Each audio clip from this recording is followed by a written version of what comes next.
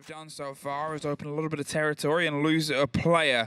Rogue, you got to see if you can try and formulate a hold or a pinch on a singlet, because otherwise you're going to find yourself having to try and force your way through underneath. Usus finds Leon, drops the kick cold outside the double window, went for a wide rotate. There's Kanto's almost suffering, I was going to say, slips his way through, but Crying knocking on the door, a surprise there, a huge fight up top. SPOIT takes his first, marked and etched here.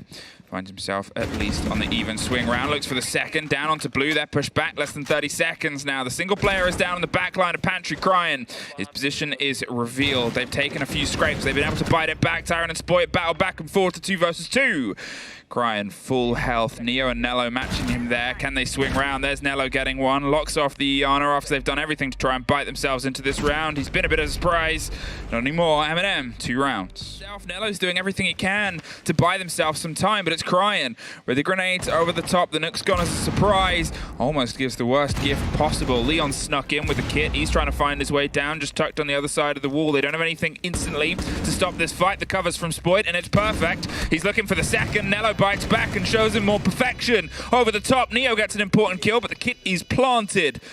Wow, he's back on the floor at this point. At least the savior has been saved. But Kanto is trying to watch from the long angle. MnM, they're trying to structure themselves a retake here. And, well, that is a very costly decision. Crying gets one, Tyrant gets one back. And, well, it's still a technical 2 versus 1. But Kanto's just watching on the angle. They're going for the pickup. And Kanto, he's going for revenge. Finds the first. The second has an idea where he is. Kanto just has to stay tucked in the corner. Neo's going to go down to pick it up. We're going to pass the moment of no returns. And Rogue find the first round attempt afterwards before. Well, the breach itself was successful, but from that point onwards, from what we saw, the limited bit, oh goodbye. Well, it was a bit of a growth needed. Blue looking to put pressure onto the Echo. They have themselves stacked up. We see the drop of the hatch on the far side. All MnM players are now on the basement floor. They're watching and waiting, and that Echo drone seems to have a bit of a freebie of intel right now, but it's tough when you're in the 5 versus 3. The smoke covers a bit of movement. There's the Glaz seeing if he can get it through the smoke itself. The spray of SPOIT gets Nello inside blue. The kit is done.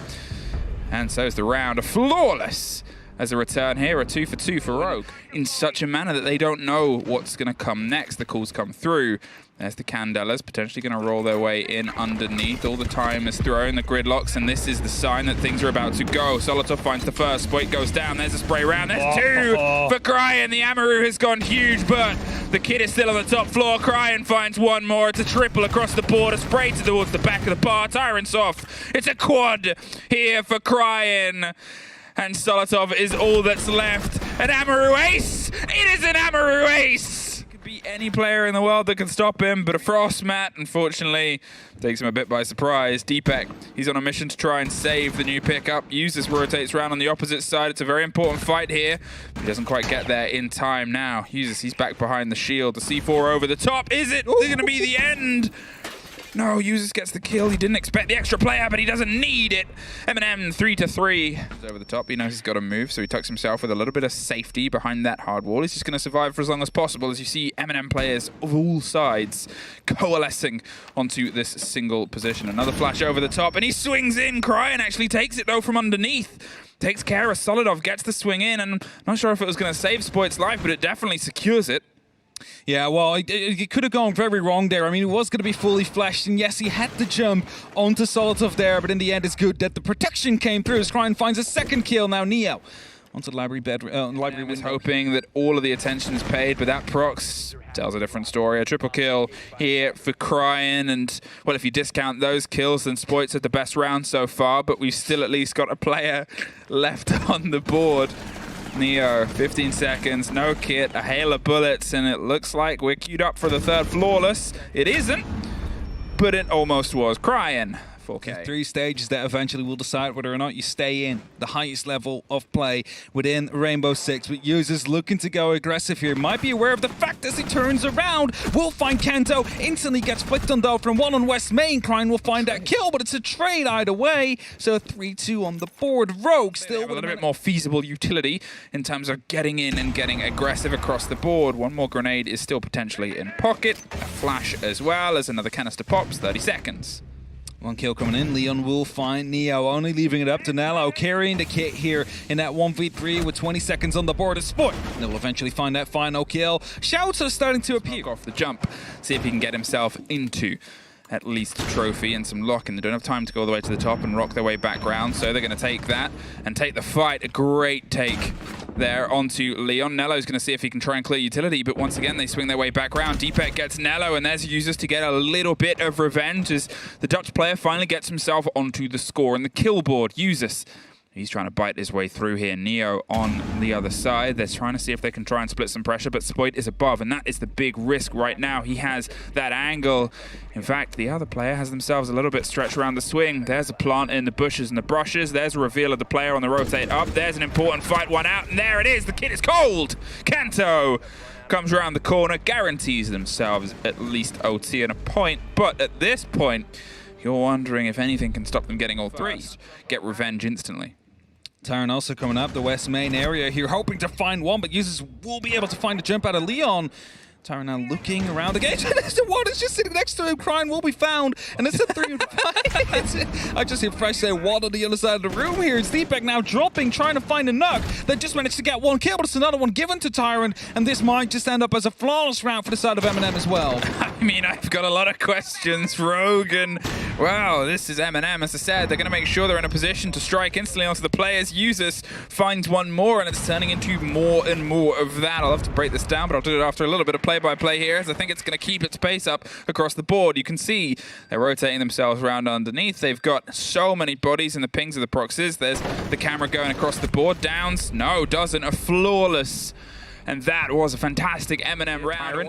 He's a bit concerned about somebody that might be playing onto the swing on the other half of the map, but otherwise Rogue has actually coalesced themselves all the way underneath. Neo with the grenade roll.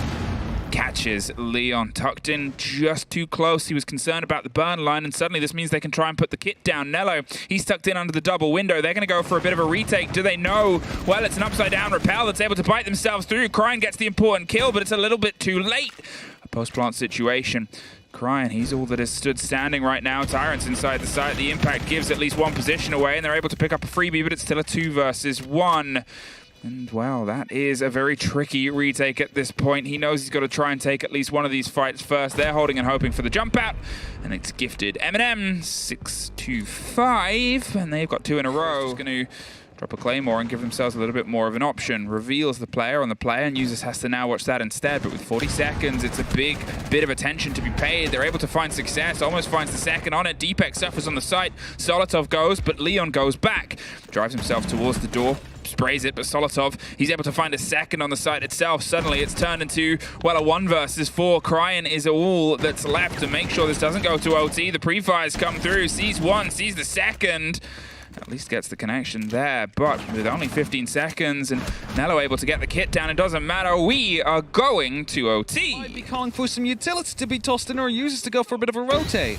Well, I think the thing here is as well as they've got that wall open on the far side. There's Users, he's watching, he's waiting, he's devastating. Finds the first, finds the second, looks for the third, can't get it. Kanto gets some revenge and they get themselves inside the site. The proximities are pinging off, but they know there's more work to be done. Nello, he gets a spray around there onto SPOIT, onto Blue. There's at least a bite back. Cryin gets one from inside box, but they're concerned about the rotate underneath. They've actually found themselves entirely stacked up inside Blue itself. All 3 players are pretty much knocking on the door of that single hold, and with a minute left, Cryin is going to go deeper and deeper and deeper. He's looking for a fight round on the corner. They're lying down. Neo is able to get one here for MnM, and well, it's now MnM in the lead for the first time since the second round, and with 4 in a row.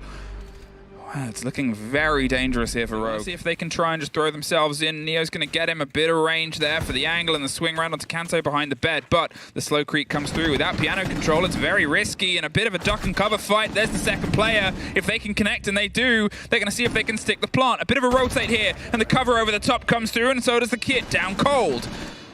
Hot even, actually. The plant is over the top. They're tucked in behind the double hard wall. Cryin wants to make a bit of a maneuver, but they've lost sight of Users. He's back towards the balcony door. They're going to go for the swing. Gets an easy pick up there. Users, I said, he'd been the driving force for the team in the fight, back into it, and now they've been able to pull themselves in. Nello's wider. He gets the lock in. MnM get the points. 2-1. Rogue still walk away with something, but it was almost everything.